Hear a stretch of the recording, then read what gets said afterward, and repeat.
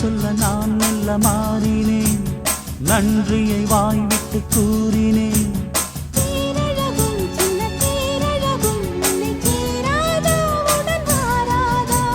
மானழகும் கெண்டை மீனழகும் கண்கள் காட்டாதா, இசை கூட்டாதா?